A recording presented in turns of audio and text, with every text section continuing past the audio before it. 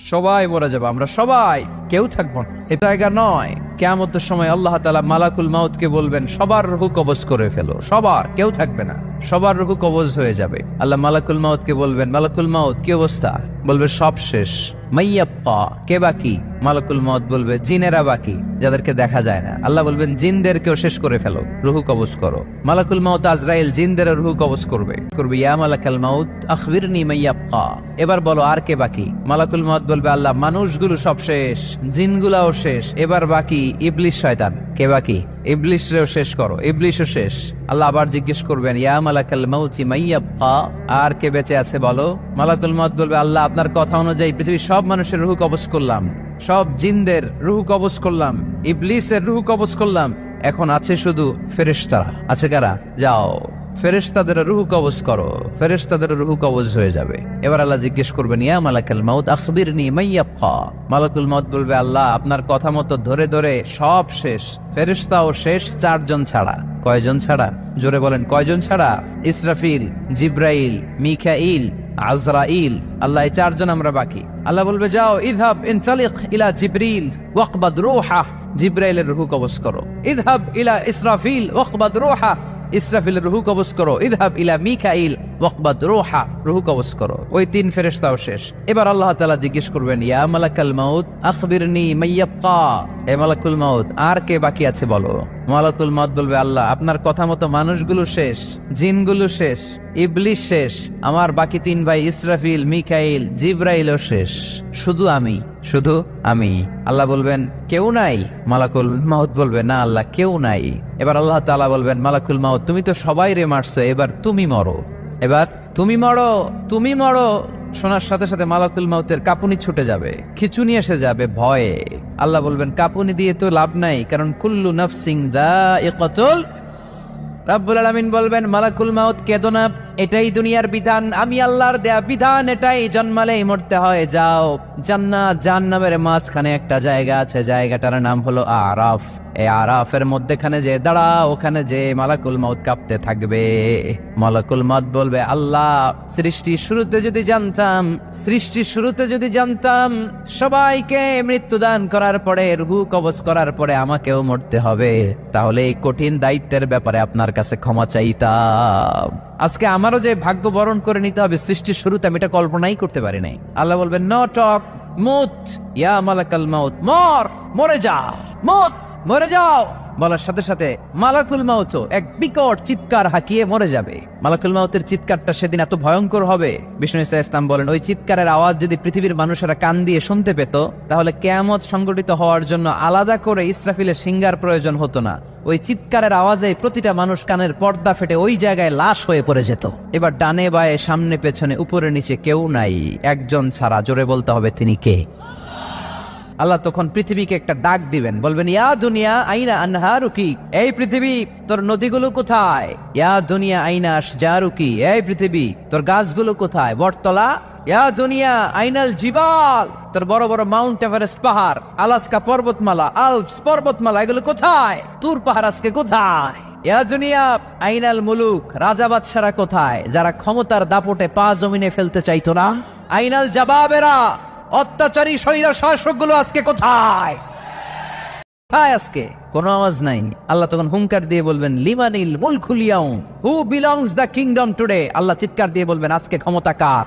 আওয়াজ করে বলেন, সেদিন ক্ষমতা কার? আল্লাহ সেদিন প্রশ্ন করে নিজেই নিজের প্রশ্নের উত্তর দিবেন, লিমানিল মুলকুল ইয়াউমা লিল্লাহিল ওয়াহিদিল কাহ্হার। সেদিন ক্ষমতা দুনিয়ার কোনো রাজার নাই, কোনো বাদশার নাই, কোনো স্বৈর শাসকের নাই, কোনো সুলতানের নাই, কারো নাই। সেদিন ক্ষমতা চলবে একজনের, তিনি কে? তার নাম হচ্ছে রহমান। তার নাম কি? আরো জোরে বলেন, কি নাম? এজন্য রহমান কারে বলে আজকে চিনতে পারছেন? তার দয়ার শেষ আছে? তার ক্ষমতার কোনো কুল কিনারা আছে? তার ধন ভান্ডারে কোনো কমতি আছে?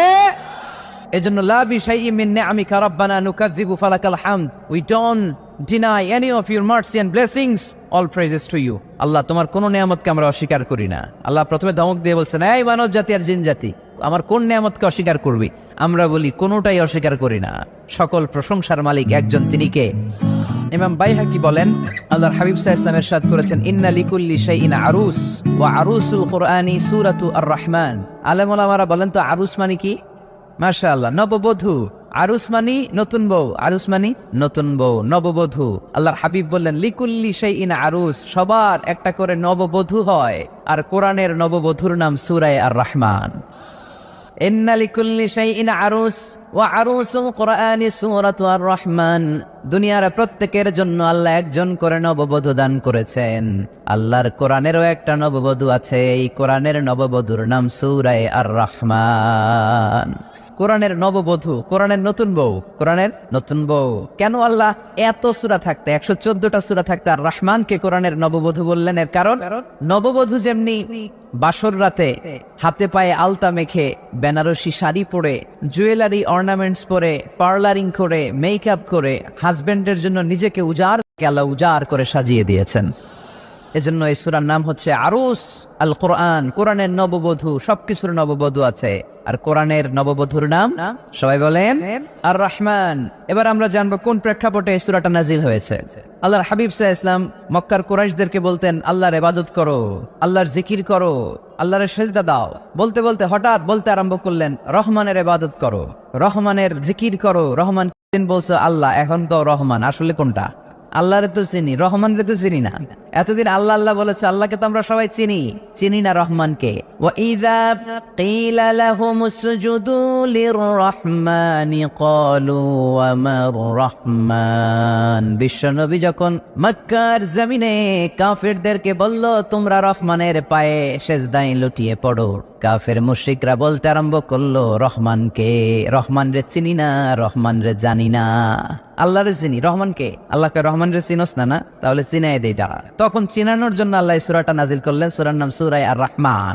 আল্লাহ নাজিল করলেন, আর-রাহমানু আল্লামাল কুরআন খালাকাল ইনসান আল্লামাহুল বায়ান।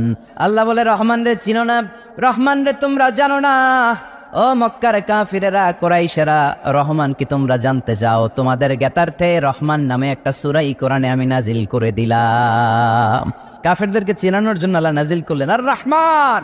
আমার পরিচয় শোনো, পুরো সূরাটা আল্লাহর পরিচয়, কি করেছেন তিনি, কি নিয়ামত দিয়েছেন। আমার নাম আর রহমান, আল্লামাল কোরআন। শুধু আমি রহমান নই, আমি কোরআন শিখিয়েছি। কোরআন শিখায় কে? শুধু কোরআন শিখিয়ে বসে থাকি নাই। খালাকাল ইনসান, আমি মানুষ বানিয়েছি। মানুষ বানিয়েছে কে? শুধু মানুষ বানিয়ে বসে থাকেন নাই, আল্লামাহুল বায়ান, মানুষকে আমি বায়ান শিখিয়েছি, বর্ণনা করার যোগ্যতা দিয়েছি। মানুষের মুখে মুখে আমি ভাষা দিয়েছি। এই যে নানান ভাষায় গোটা বিশ্বের মানুষ কথা বলে, ভাষাগুলোর মালিক কে? ওয়াইদা কিলা লাহুমুসজুদু লির-রাহমান ক্বালু ওয়া মার রাহমান। আল্লাহর হাবিব যখন বললেন, এই কাফিরেরা, রহমানরে সেজদা দাও, ওদের প্রশ্ন, রহমান কে? রহমানরে চিনি না, জানি না। আল্লাহ বললেন, রহমান চিনো না, রহমান জানো না, রহমান কারে কয় আজকে ব্যাখ্যা সহকারে বুঝাই দিব। সুবহানাল্লাহ পড়েন। ঠিক ওই মুহূর্তে আল্লাহ তাআলা আর রহমান সূরাটা নাজিল করে দিলেন। তো এই সূরা আর রহমান নিয়ে আমরা বসেছি। একটা দুর্বল বর্ণনায় পাওয়া যায়, কিয়ামতের ময়দানে আল্লাহ তাআলা জান্নাতীদেরকে এই সূরা আর রহমান নিজেই তেলাওয়াত করে শোনাবেন। আমরা আল্লাহর তেলাওয়াত শুনতে চাই কি চাই না? চাই কি চাই না? আল্লাহ যেমন সুন্দর, আল্লাহর তেলাওয়াত, আল্লাহর কথা যেমন সুন্দর, আল্লাহর তেলাওয়াত সুন্দর। আল্লাহ নিজের পরিচয় দিলেন, আর রহমান, আমি হলাম দয়ার সাগর। রহমান মানি দয়ালু, করুণাময়। রহমান মানি the most merciful, the most gracious. তার চেয়ে দয়ালু কেউ নাই। আল্লাহর শুধু আছে দয়া, মায়া। ওয়াসিআত রাহমাতি কুল্লা শাই। আল্লাহ বলে, আমার রহমত সব জায়গায় আছে। আছে না নাই? আজকে এখানে আসতে পারছি কার রহমতে? ফিরে যাব কার রহমতে?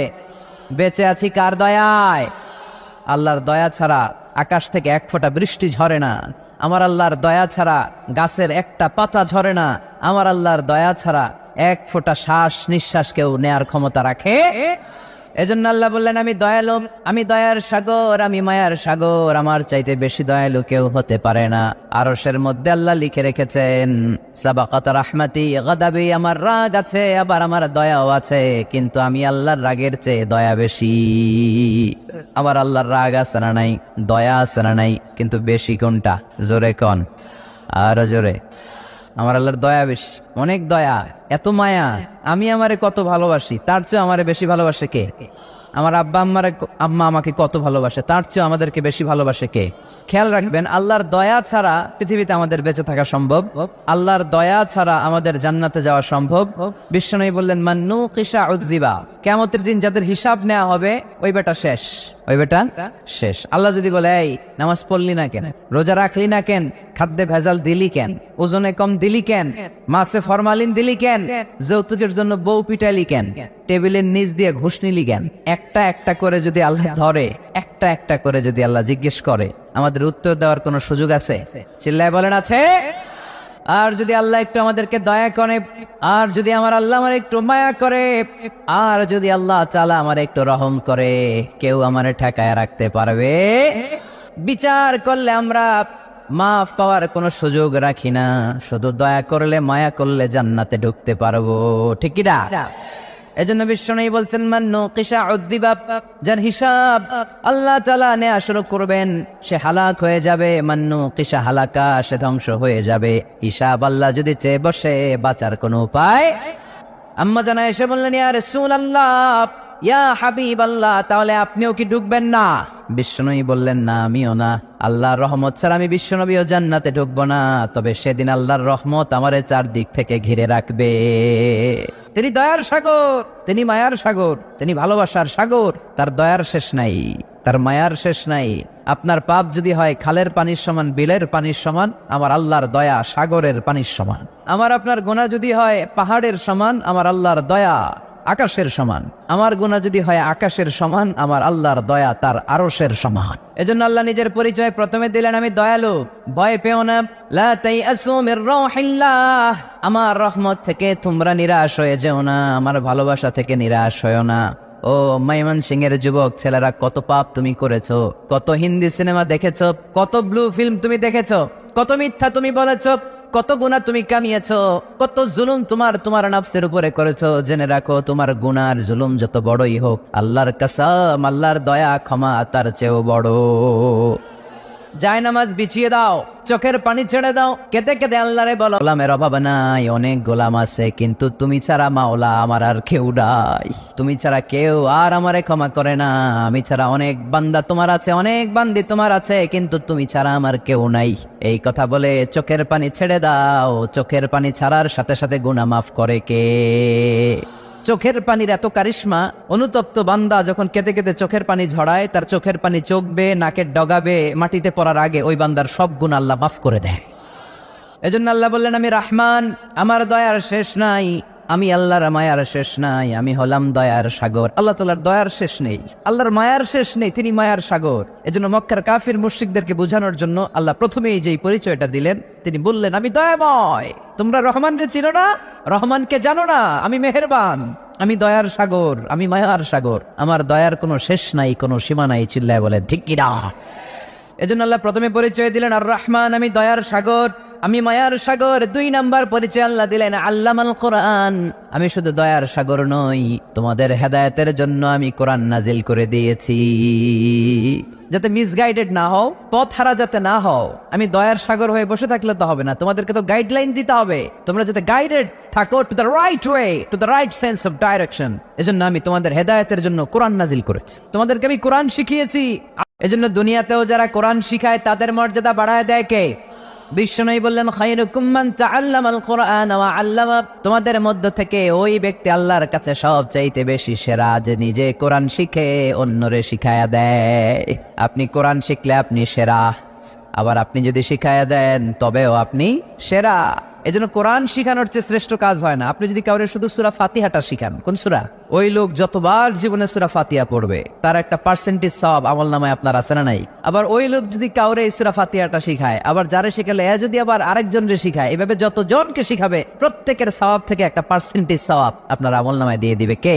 এজন্য কোরআন শিখবো, শিখাবো, শিখবো, শিখাবো। যারা কোরআন জানি না, কোরআন জেনে মরবো, no excuse will be granted that day, সেদিন কোনো অজুহাত আল্লাহ গ্রহণ করবে না। সব পারো, কোরআন পারো না কেন? সবই তো পারো, হিন্দিতে কথা বলতে পারো, ইংরেজিতে কথা বলতে পারো, কোরআন পারলা না কেন? কোনো মাফ করবে আল্লাহ? না। আর যারা কোরআন বেশি বেশি পড়বে তাদের জান্নাতের বিল্ডিং লম্বা করে দিবে কে? আল্লাহ বলবেন, ইকরা وارتقي ورتل كما كنت ترتل في الدنيا فإن منزلتك في آخر آية تقرأها কোরআন পড়ো, যতগুলো আয়াত দুনিয়াতে পড়বেন আপনার জান্নাতের বিল্ডিং তত তলা বানায় দিবে কে? এক অক্ষরে 10 নেকি, এক আয়াতে জান্নাতের বিল্ডিং একতলা উঁচু। সুবহানাল্লাহ বলতে পারলেন না? এজন্য আল্লাহ বললেন আর রহমানু আল্লামাল কুরআন খালাকাল ইনসান আল্লামাহুল বায়ান। আমি রহমান, দয়ালু। শুধু তাই নয়, আমি কোরআন শিখিয়েছি। কোরআন শিখিয়েছে কে? এজন্য আমরাও শিখাবো, আমরাও শিখাবো। 3 নম্বর আল্লাহ পরিচয় দিলেন খালাকাল ইনসান। আমি শুধু রহমান নই, আমি শুধু কোরআনের শিক্ষক নই, আমি মানব জাতির স্রষ্টা। মানব জাতিকে তৈরি করেছে কে?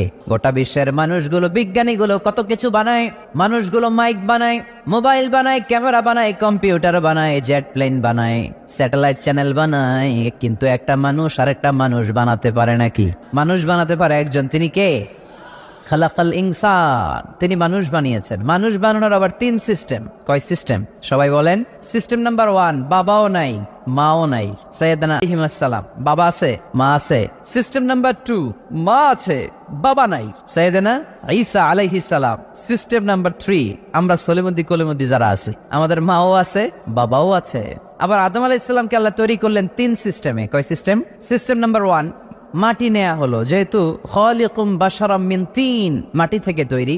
এই মাটিটাকে কোরআন বলেছে তিনুন লাজিব, এঁটেল মাটি। কি মাটি? এঁটেল মাটি দিয়ে মূর্তি টুর্তি সাইজ করা যায় না। এর উপরে আল্লাহ বৃষ্টি দিলেন 40 বছর, তারপরে এটা হয়ে গেল হামাইম মাসনুন, কাদামাটি। কি মাটি? কাদামাটি। এবার কাদামাটির উপর বৃষ্টি দিলেন 40 বছর, এরপরে এটা হয়ে গেল চমৎকার সুন্দর মাটি। এর উপর আল্লাহ সাইয়েদনা আদম আলাইহিস সালামের 60 হাত লম্বা কায়া বানালেন, দেহ।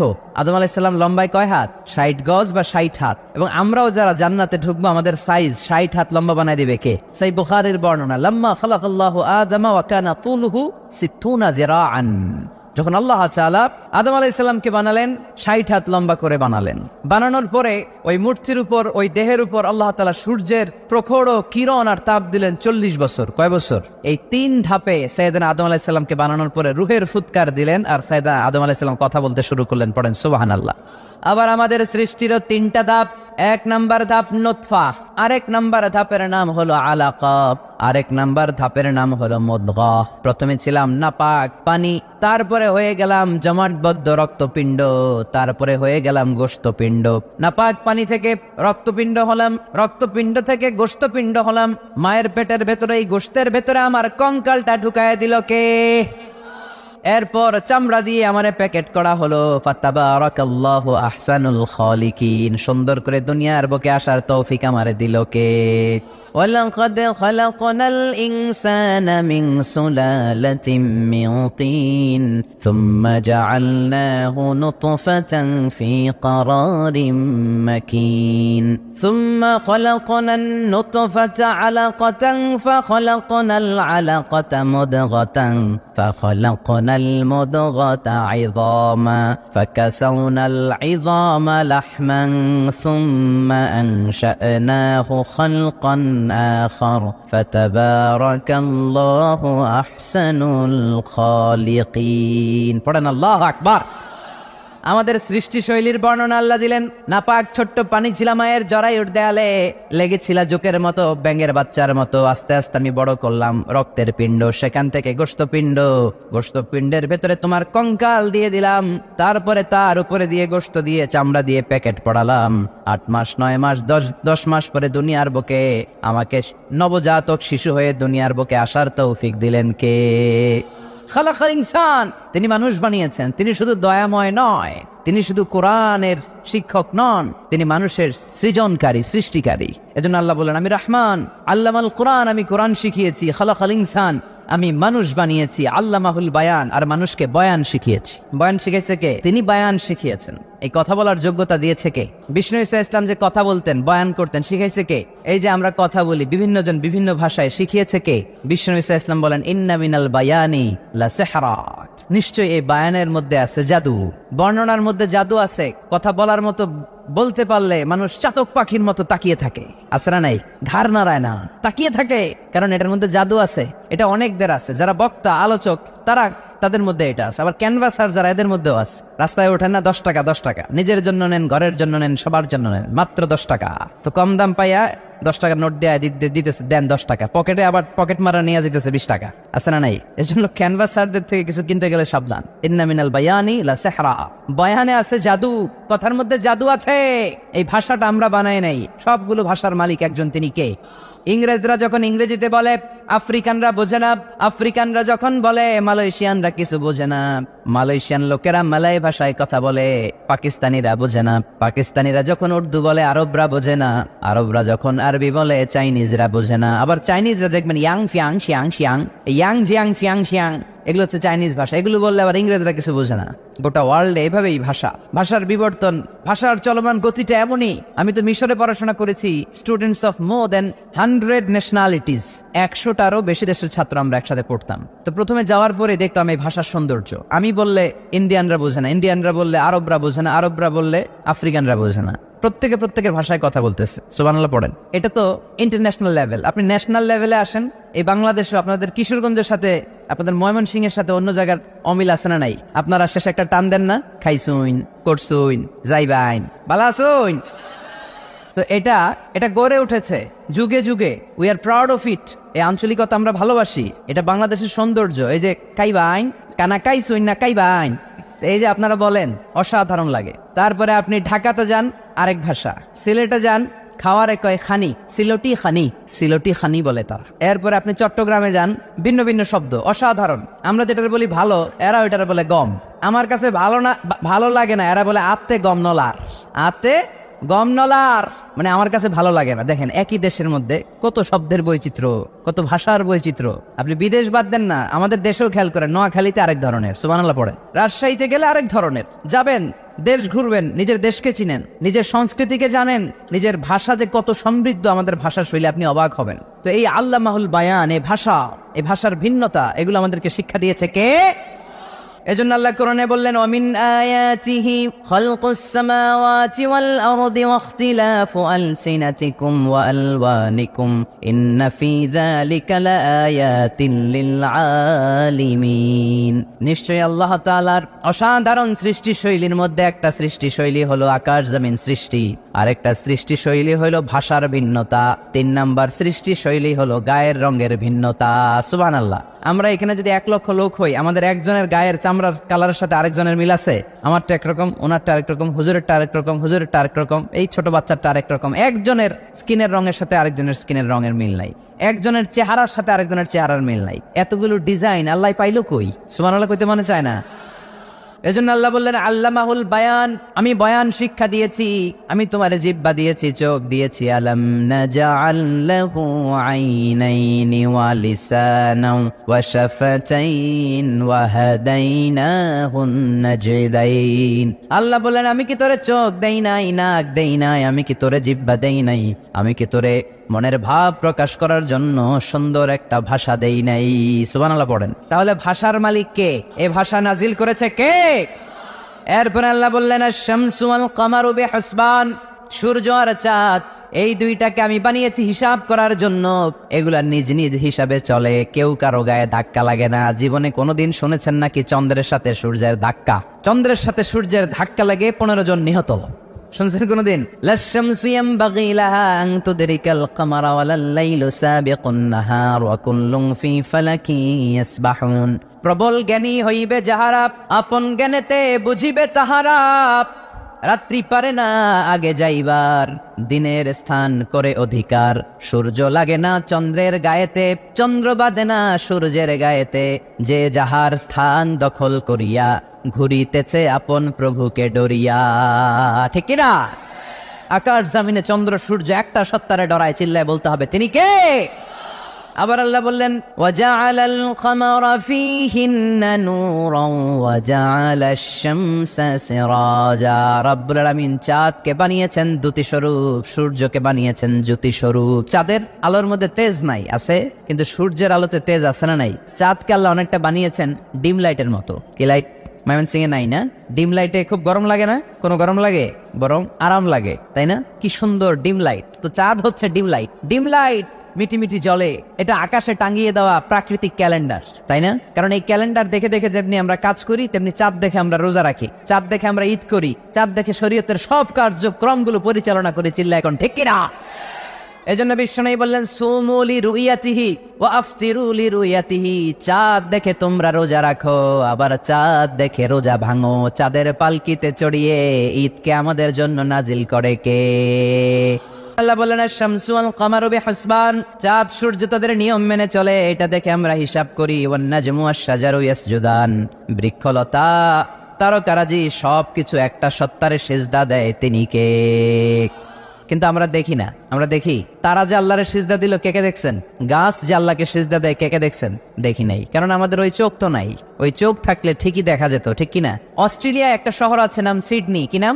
সিডনিতে একটা জঙ্গল আছে, ওই জঙ্গলে একটা গাছ to the right sense of to the direction of কেবলা, কেবলামুখী হয়ে একটা গাছ মানুষের মতো রুকু করে আছে কেবলামুখী হয়ে। পত্রপত্রিকায় ক্যালেন্ডারের মধ্যে ছবিটা আছে না নাই? তার মানে গাছপালা আল্লাহকে সিজদা করে কি করে না? পাখিগুলো আল্লাহর জিকির করে কি করে না?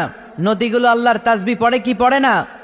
ওয়া ইম মিন শাইইন ইল্লা ইউসাব্বিহু বিহামদিহি ওয়ালাকিন লা তাফকাহুনা তাসবিহাহুম, আল্লাহ বললেন গোটা দুনিয়ায় যা তোমরা দেখতে পাও সবকিছু জিকির করে একজনের, তিনি কে? ওয়ালাকিন লা তাফকাহুনা তাসবিহাহুম, কিন্তু এই তাসবিহর ভাষা তোমরা বোঝো না। প্রত্যেকটা প্রাণীর জিকিরের আলাদা ভাষা আছে না নাই? তাহলে মহাবিশ্বে যা দেখা যায় সবগুলো জিকির করে একজনের, তিনি কে? সবকিছু সেজদা করে একজনকে, তিনি কে? এই সেজদার জন্য কিয়ামতের দিন আল্লাহ আমাদেরকে আদেশ দিবে, বলবেন সেজদা দে,